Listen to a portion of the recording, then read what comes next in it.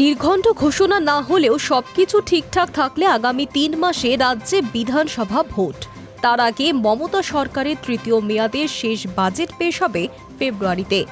বিধানসভার স্পিকার বিমান বন্দ্যোপাধ্যায় জানিয়েছেন, পশ্চিমবঙ্গ বিধানসভার অন্তর্বর্তী বাজেট পেশ হবে আগামী ২রা ফেব্রুয়ারি। সেই বাজেটে কি কি চমক থাকবে, আপাতত সকলের নজর সেদিকে। অন্তর্বর্তী বাজেট পেশ হবে ২রা ফেব্রুয়ারি। স্পিকার বিমান বন্দ্যোপাধ্যায় বলেন, ৩১শে জানুয়ারি শেষ হবে বিধানসভার বাজেট অধিবেশন। প্রথম দিন শোক প্রস্তাবের পর অধিবেশন মুলতবি করে দেওয়া হবে। রাজ্য সরকার অন্তর্বর্তী বাজেট পেশ করবে আগামী ২ তারিখ। ৫ই ফেব্রুয়ারি পর্যন্ত চলবে অধিবেশন। মাঝে শোনা যাচ্ছিল, সাধারণত রাজ্য সরকারের তরফে অর্থ প্রতিমন্ত্রী চন্দ্রিমা ভট্টাচার্য বাজেট পেশ করে থাকলেও তৃণমূলের একটি সূত্র বলছে, এবার অন্তর্বর্তীকালীন বাজেট পেশ করতে পারেন খোদ মুখ্যমন্ত্রী মমতা বন্দ্যোপাধ্যায়, যেমনটা হয়েছিল ২০২১ সালের বিধানসভা নির্বাচনের আগে। তবে সম্প্রতি প্রশাসন সূত্রে খবর মিলেছে, অর্থ প্রতিমন্ত্রী চন্দ্রিমা ভট্টাচার্যকেই বাজেট পেশ করার জন্য তৈরি থাকতে বলা হয়েছে।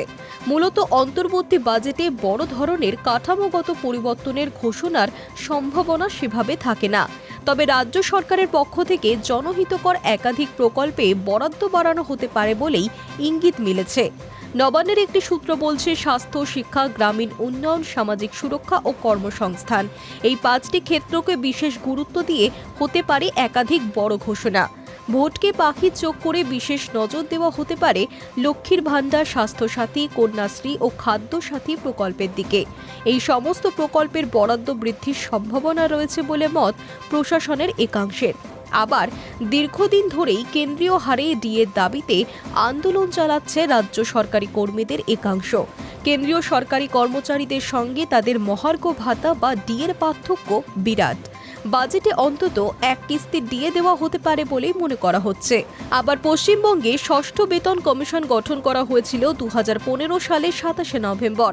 তারপর ১০ বছর ইতিমধ্যেই অতিক্রান্ত হয়েছে। এ অবস্থায় দাঁড়িয়ে এবছরই সপ্তম বেতন কমিশন গঠন হতে পারে এবং রাজ্য বাজেটে সেই ঘোষণা হতে পারে বলেও জল্পনা শুরু হয়েছে। Hi News network.